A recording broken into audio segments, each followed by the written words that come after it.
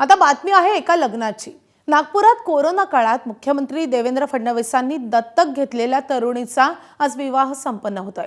मुलीच्या विवाहाला स्वतः मुख्यमंत्री देवेंद्र फडणवीस उपस्थित राहून आशीर्वाद देणार आहेत। देवेंद्र फडणवीस विरोधी पक्षनेते असताना कोरोना काळात त्यांनी आणि आमदार संदीप जोशी यांनी 300 कुटुंबांना दत्तक घेतलं होतं।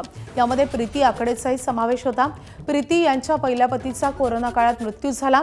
यानंतर फडणवीसांनी तिला सर्वतोपरी मदत केली आणि आज प्रीती हिचा पुनर्विवाह होणार आहे आणि त्यासाठी स्वतः मुख्यमंत्री उपस्थित राहून नववधू आणि वराला आशीर्वाद देणार आहेत।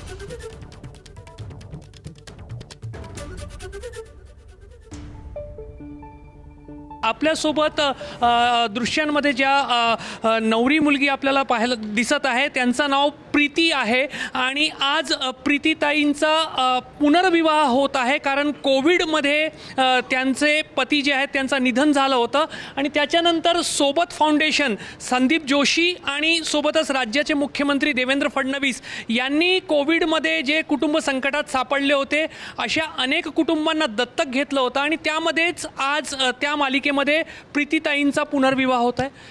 जीवनाची एक नवीन सुरुवात होत आहे आणि कुठेतरी तुमचे हे जे दोन बंधू आहेत त्यांनी सामाजिक भावना जपली।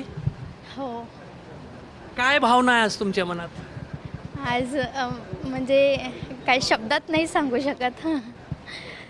भरपूर म्हणजे खूप छान फील होत आहे आणि दादा माझ्या सपोर्टमध्ये आहे, सगळे आहेत। कोविडमध्ये जवळपास वय वर्ष 19 ते 25 या वयोगटातल्या आपल्या 293 बहिणींना दुर्दैवाने वैधव्य आलं आणि त्या बहिणींना आम्ही सोबत पालकत्व फाउंडेशनच्या अंतर्गत आम्ही त्यांना सोबत द्यायचं हे निश्चित केलं। माननीय मुख्यमंत्र्यांनी त्याला साथ दिली।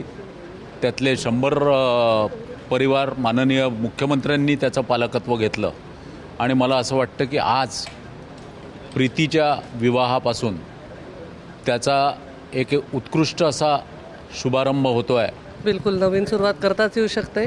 आपण नेहमी पुढे पुढे बघत राहायचं असतं, मागचं सगळं सोडून आनंदाचे क्षण मोजायचे बस।